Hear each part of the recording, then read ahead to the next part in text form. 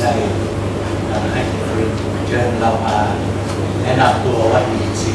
บางคนหลายท่านก็ได้ยินว่า EEC เปิดทีวีก็เห็นว่า EEC EEC นี่มันคืออะไรมันทำอะไรบ้างก็ก่อนอื่นก็จะขอให้ชมวิดีโอสัก5 นาทีก่อนครับ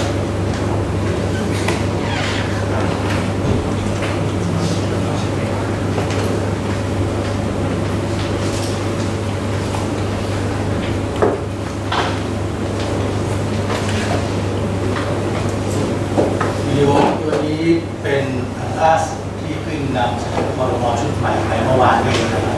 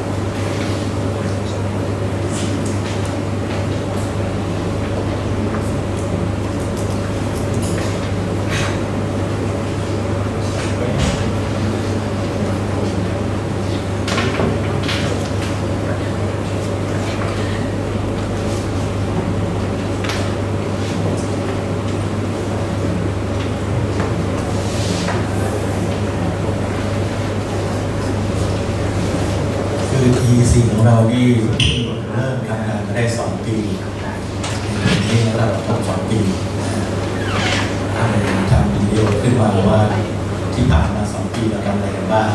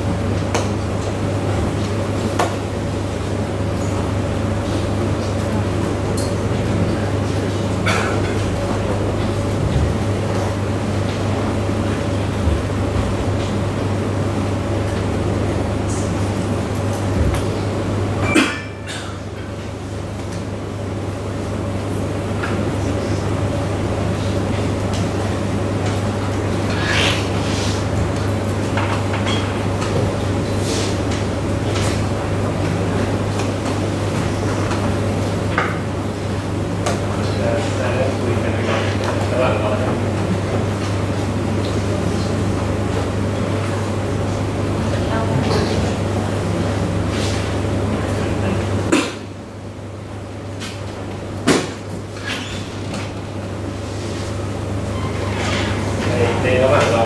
ผมเรียนถามเลยนะครับอาจจะถามในฐานะแบบคนไม่รู้เรื่องแต่เป็นประชาชนทั่วไปอาจจะลองสรุปคร่าวๆที่4เนี่ยสิ่งที่รัฐบาลจะทำอะไรว่าอย่างนี้ดีกว่าเดี๋ยวต้องเอาสไลด์ขึ้นก่อนสักกันเดี๋ยวตัดได้นะครับแต่ว่าจริงๆแล้วสไลด์นี่มัน10 เนี่ยต่อมา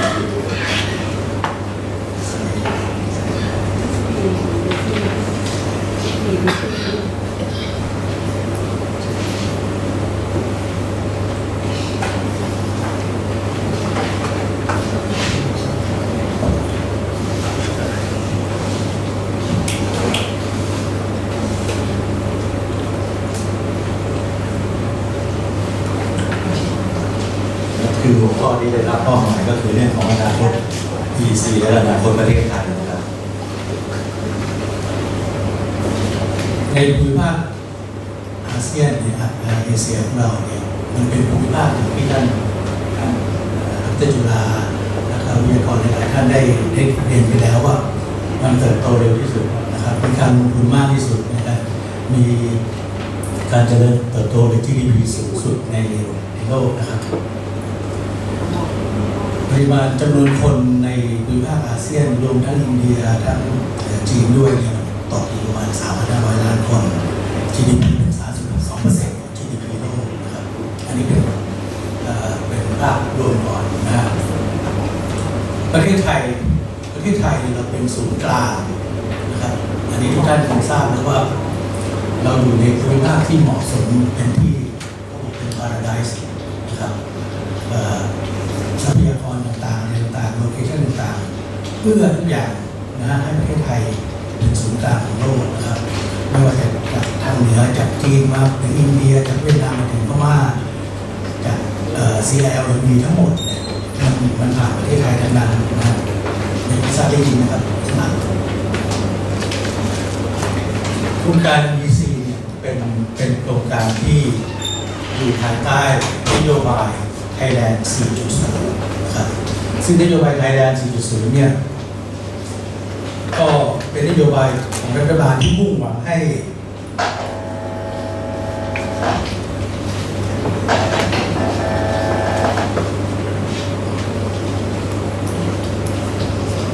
จะกลับไปดูวิดีโอก่อนนะบอกไม่ได้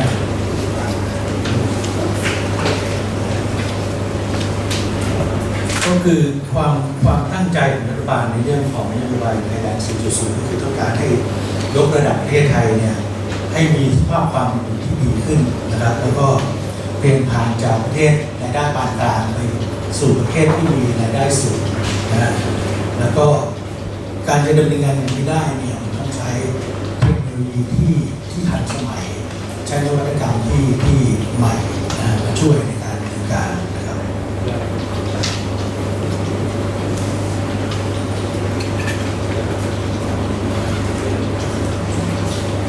หลายท่านคงจะจำถึงนโยบายเขตเศรษฐกิจ Eastern Seaboard เมื่อ30 กว่าปีที่แล้วมาได้นะสมัยที่ท่านนายกเปรมเป็นรัฐบาลนะฮะแล้วก็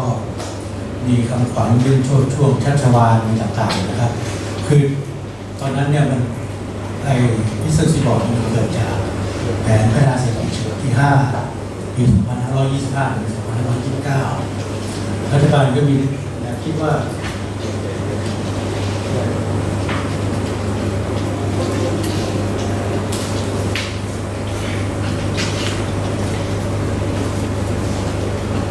กลับไปวิดีโอของเราว่ามันเป็นเนื้อหามันนะครับก็มันจะพูดซ้ำของวิดีโอ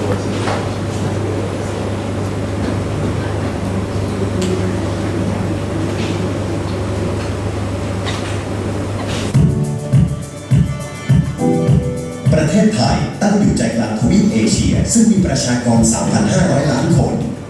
และมีมูลค่าผลิตภัณฑ์ของไทยในเอเชียคิดเป็น32%ของโลกประเทศไทยจึงเป็นจุดประสานที่เชื่อมโยงประเทศเศรษฐกิจสำคัญในเอเชียจากอินเดียสู่ญี่ปุ่นจากจีนสู่อินโดนีเซียจากมหาสมุทรอินเดียสู่มหาสมุทรแปซิฟิกนอกจากนี้ประเทศไทยยังเป็นจุดเชื่อมต่อตลาดเกิดใหม่ในเอเชียตะวันออกเฉียงใต้จากเมียนมาสู่เวียดนามทั้งหมดนี้ส่งผลให้ประเทศไทยเป็นจุดหมายของการลงทุนในเอเชียที่แข็งแกร่งเหนือใครภารกิจของ EEC คือการสร้างความแข็งแกร่งให้กับเศรษฐกิจไทยผ่านการลงทุนจากภาครัฐและเอกชนด้วยการลงทุนโครงสร้างพื้นฐานที่ทันสมัยส่งเสริมการลงทุน 12 อุตสาหกรรมเป้าหมายซึ่งจะนำไปสู่การพัฒนาวิถีชีวิตแบบใหม่ทั้งการท่องเที่ยวการพัฒนาเมืองการศึกษาสุขภาพสิ่งแวดล้อมและชุมชน EEC ครอบคลุมพื้นที่ 3 จังหวัดได้แก่ชลบุรีระยองและฉะเชิงเทราซึ่งเป็นหัวใจสำคัญของวิสัยทัศน์ประเทศไทย 4.0 และแผนยุทธศาสตร์ชาติ 20 ปีที่จะนำพาประเทศไทยไปสู่การเป็นสมาชิกของกลุ่มประเทศพัฒนาแล้วโดยแผนพัฒนา EEC ได้ออกเป็นพระราชบัญญัติ ซึ่งมีผลบังคับใช้ตั้งแต่วันที่ 15 พฤษภาคม 2561 เพื่อเป็นกรอบทางกฎหมายที่ให้ความมั่นใจแก่นักลงทุนส่งเสริมให้การดำเนินการของแผนพัฒนานั้นเป็นไปอย่างรวดเร็วและมีประสิทธิภาพมากยิ่งขึ้น 2 ปีที่ผ่านมารัฐบาลดำเนินการโครงการโครงสร้างพื้นฐานหลักขึ้นได้อย่างต่อเนื่องตั้งแต่โครงการรถไฟความเร็วสูงเชื่อม 3 สนามบิน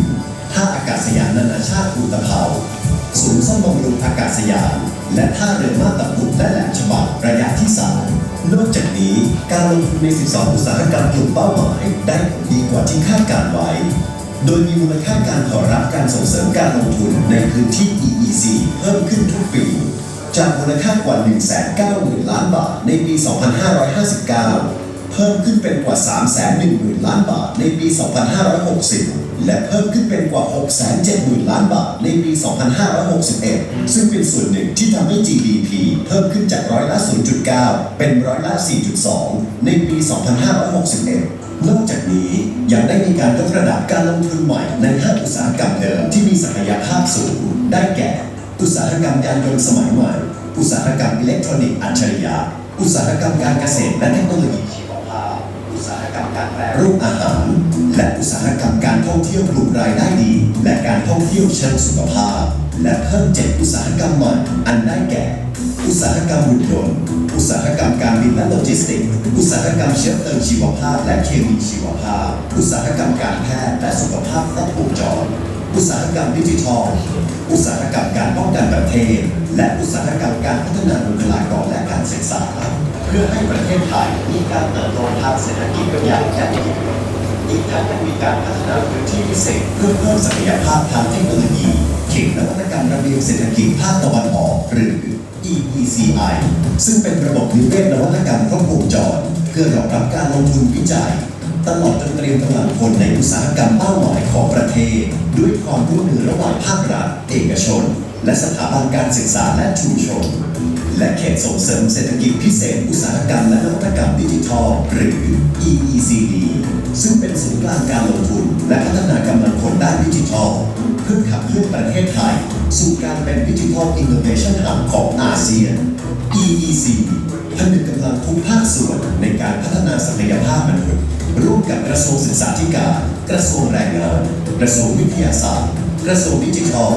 ด้วยการพัฒนาด้านแรงงานวิทยาศาสตร์ดิจิทัลและการแพทย์เพื่อรองรับการเป็นศูนย์กลางทางการแพทย์จีโนมิกส์และสร้างบุคลากรให้ตรงกับความต้องการสร้างรายได้ดีให้กับเยาวชนโดยในอีก 5 ปีข้างหน้าจะมีงานใหม่จำนวน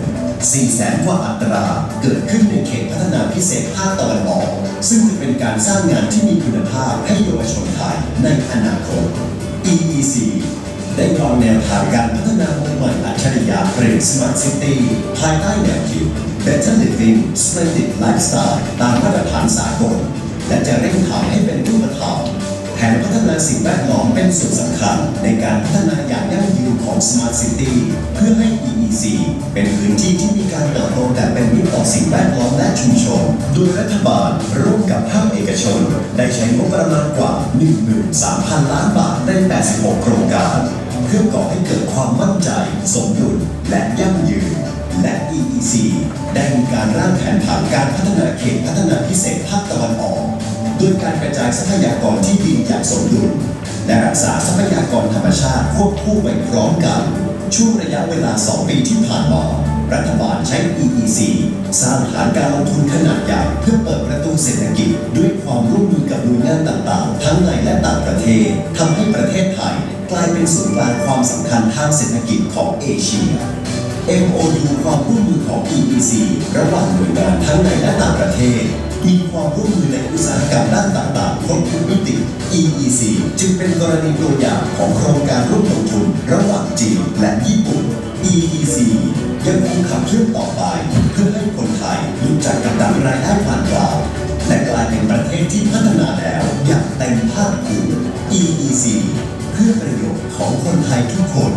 EEC เชื่อมโลกให้ไทยแลนด์ เป็นไงครับพอเห็นภาพ EEC นะว่าเราจะทำอะไรกัน เดี๋ยววันนี้ผมคิดว่าเรามีเวลาไม่มากนะครับผมจะขอข้ามมาส่วนที่ทั้งใน กับในวิดีโอนะแล้วก็จะข้ามไปที่ว่าณวันนี้เรามีอะไรคืบหน้าไปถึงไหนอย่างไรสิ่งที่เราทำเน้นในช่วงนี้คือเราจะสร้างโครงสร้างพื้นฐานให้เสร็จเรียบร้อยก่อนแล้วก็ในขณะเดียวกันก็ไปเชิญนักลงทุนซึ่งนักลงทุนต่างๆเนี่ยก็เข้ามาเยอะแล้วช่วงนี้นะครับอันนี้ที่ผมขอข้ามนะฮะ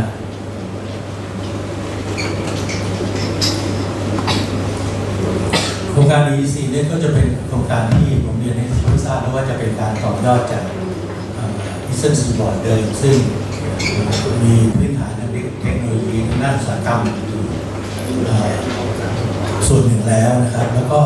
EC เนี่ยก็จะเป็นการพัฒนาเชิงพื้นที่ EC เนี่ยจะเป็นต้นแบบของการพัฒนาเชิงพื้นที่ของประเทศไทยในหลายๆที่นะครับต่อไปอาจจะมี NEC หรือว่า Northern Economic Corridor มี NEET เป็น North Eastern Economic Corridor แล้วก็ Southern Economic Corridor ต่อไปนะครับโดยจะเอาตัว EC เป็นต้นแบบ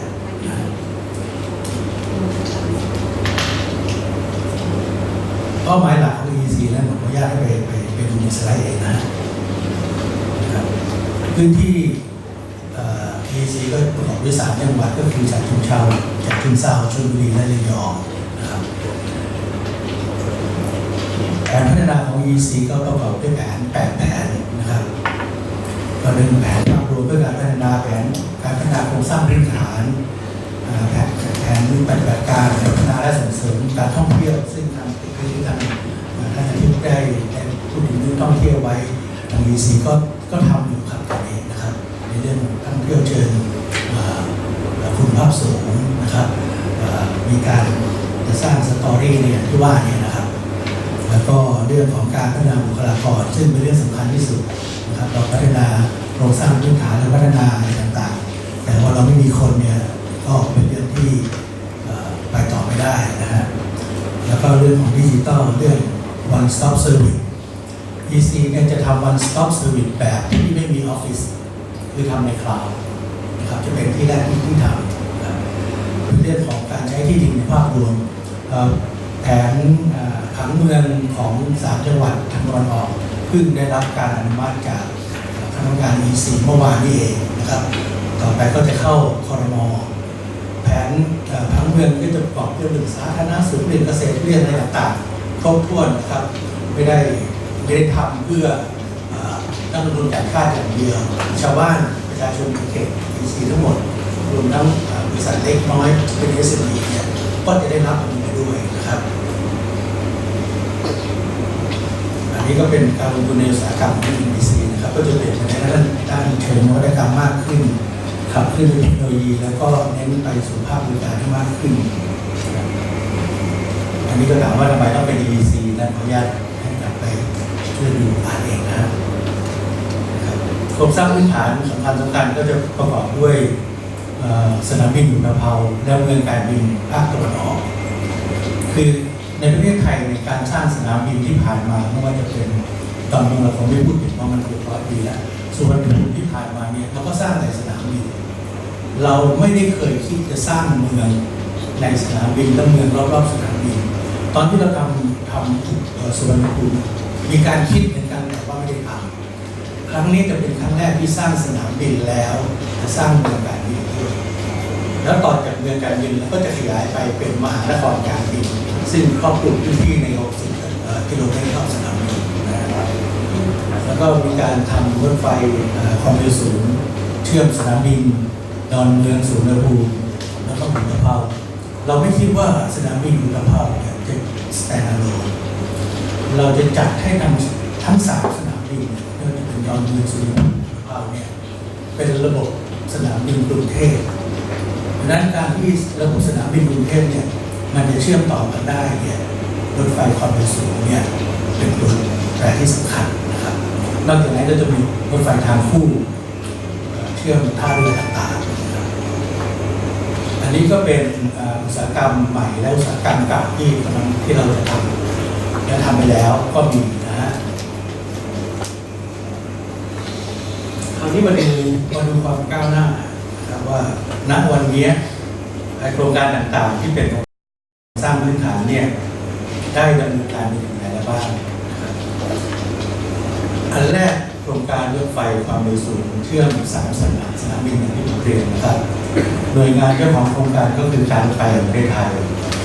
โปรเจกต์ทั้งหลายของ EC เนี่ยจะเป็นโปรเจกต์ที่เรียกว่า PPP นะครับเป็นภาครัฐร่วมกับเอกชนดำเนินการรัฐอาจจะออกเงินบ้างบางส่วนแต่ส่วนใหญ่แล้วเอกชนเป็นการออกเงินจากเอกชนทั้งนี้เพื่อลดความเสี่ยงของภาครัฐแล้วก็ลดการใช้งบประมาณของภาครัฐนะครับโครงการรถไฟความเร็วสูงนี้เป็นรถไฟที่วิ่งจากดอนเมืองแวะอุตภาวและต่อไปยังระยองโดยผ่านสนามบินอุตภาว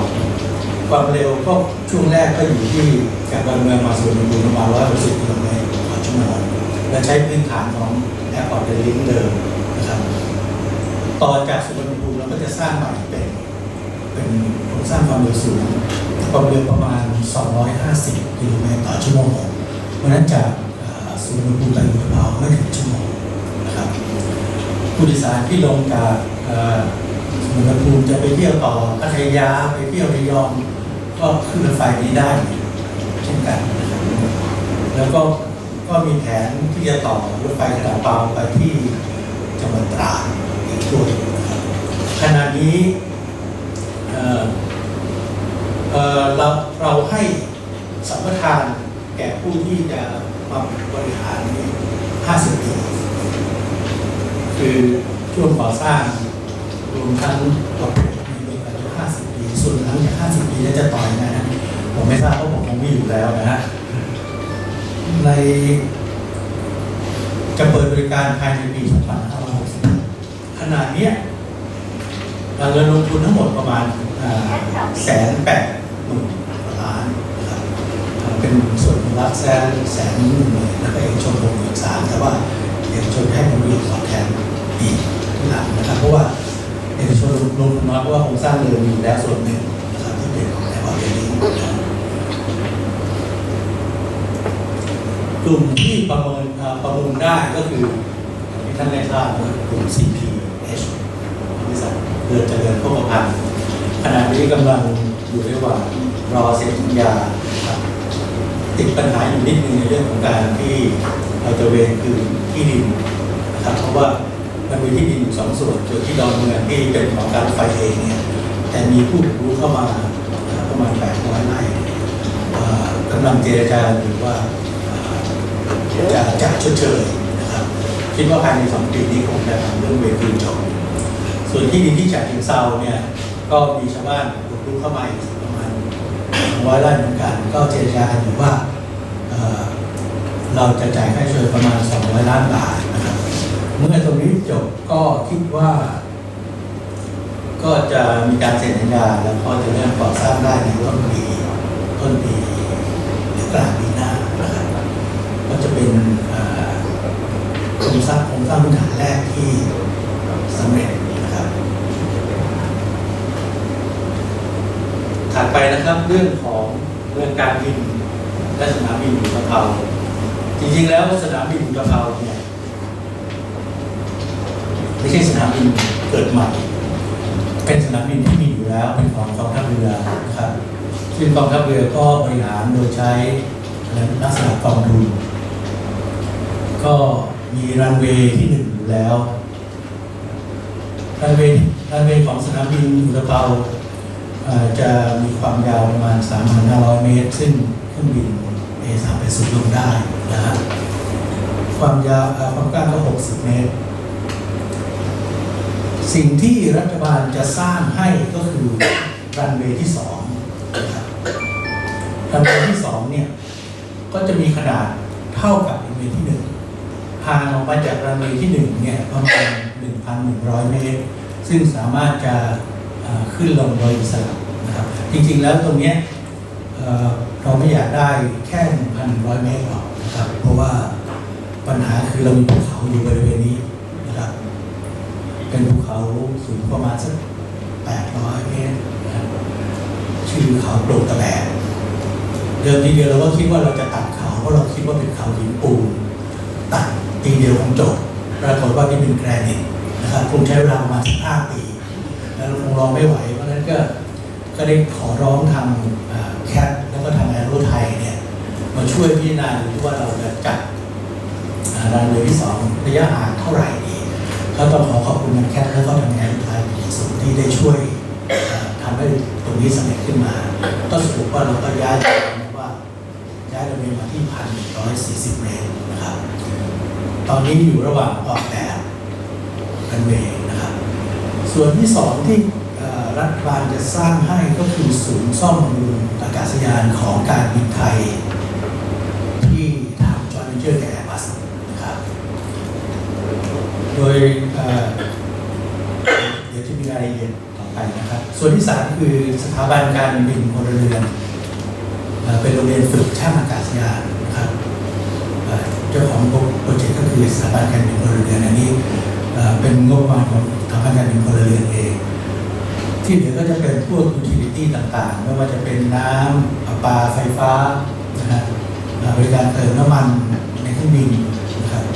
เช่นบริษัทที่เข้ามาสนใจก็คือบริษัทบาฟกับบริษัทปตท.โออาร์นะครับเอกชนที่จะเข้ามาประมูล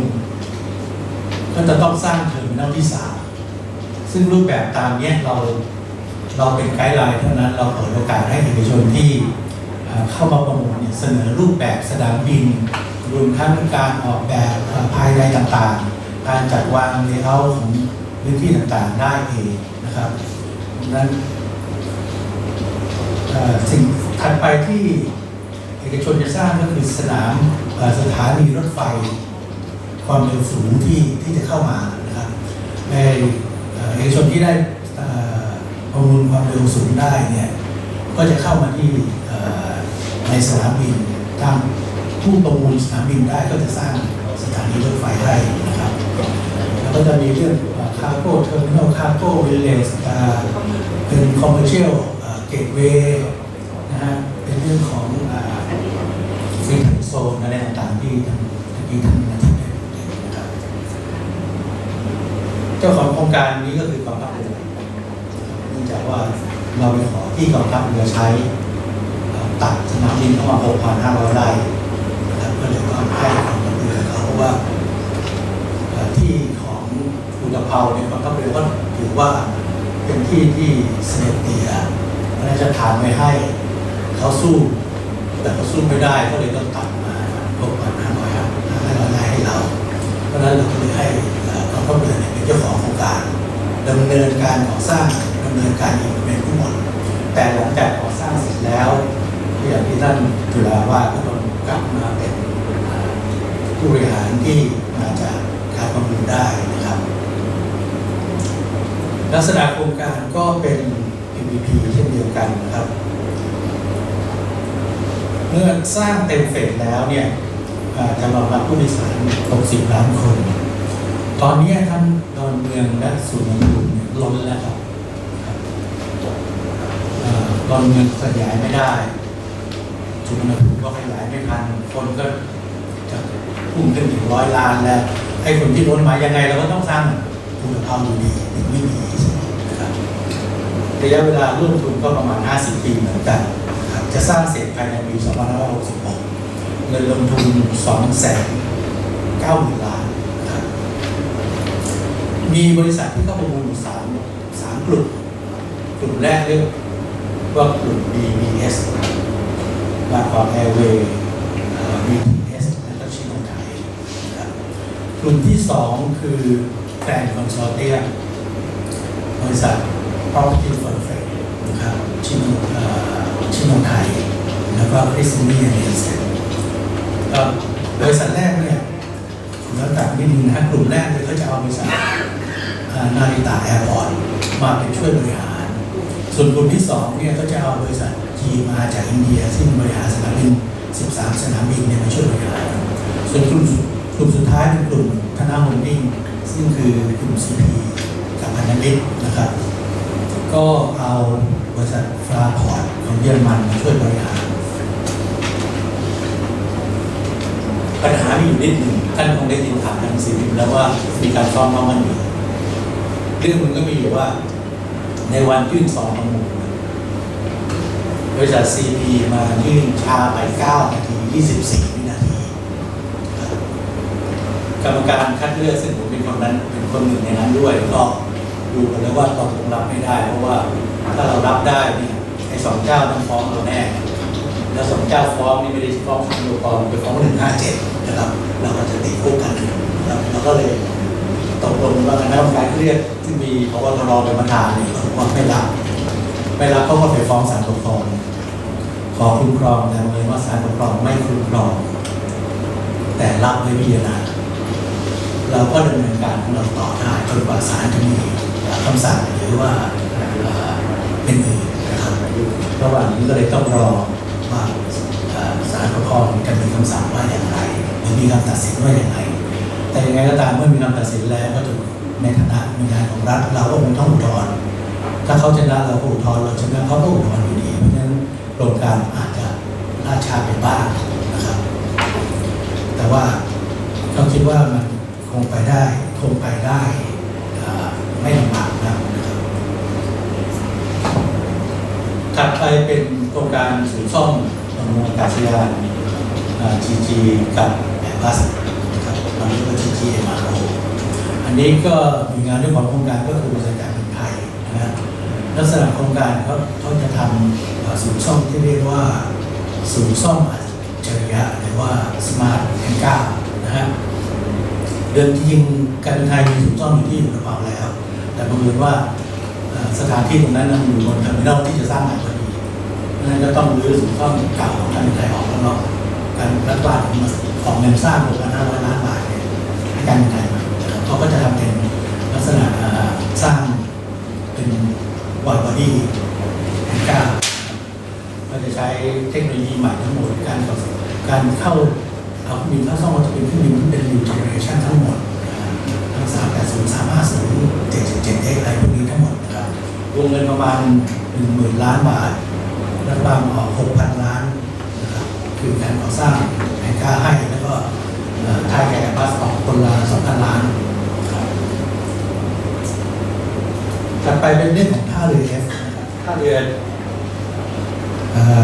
แหลมฉบังนะครับเจ้าของโครงการคือท่าเรือแห่งประเทศไทยก็จะขยายบริเวณท่าเรือ F เนี่ยให้รองรับสินค้าได้จาก11ตู้เป็น18 ล้านตู้11 ล้านตู้เป็น18 ล้านตู้ก็จะทำให้ประเทศไทยเนี่ยเป็นอันดับ15ของโลกนะฮะระยะเวลารุ่นคุณก็35 ปีเปิดบริการในปี 66นะครับเงินลงทุนประมาณ110,000 ล้านนะครับ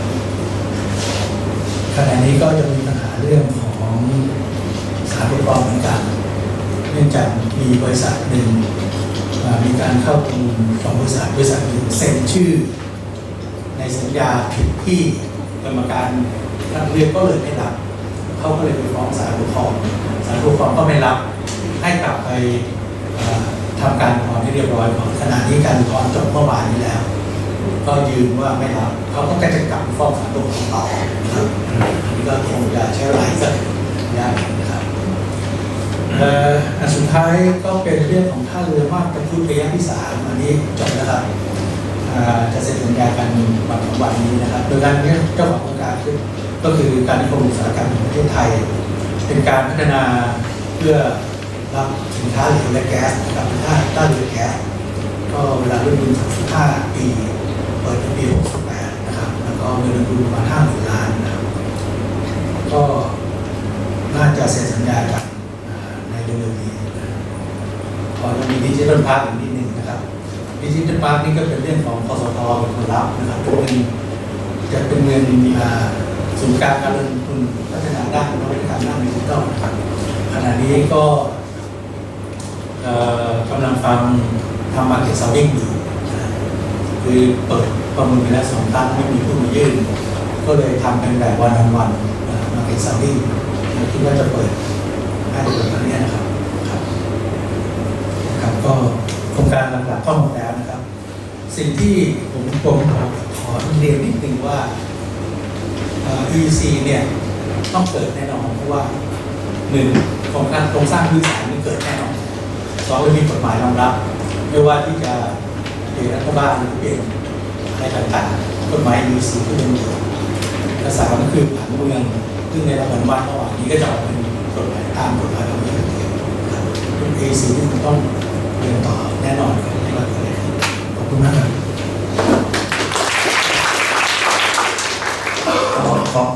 ขอบคุณท่านเรืออากาศโทสุรพลที่ทะเลาะมากนะครับที่ให้โอกาสเรารับรู้เรื่อง EC ซึ่งฟังดูแล้วผมคิดว่าประเทศไทยน่าจะมีความหวังนะครับแล้วก็เราก็เห็นว่าคนที่เข้าไปทำงานอาจจะถูกฟ้องร้องคดีได้ก็ต้องเป็นให้กำลังใจนะครับ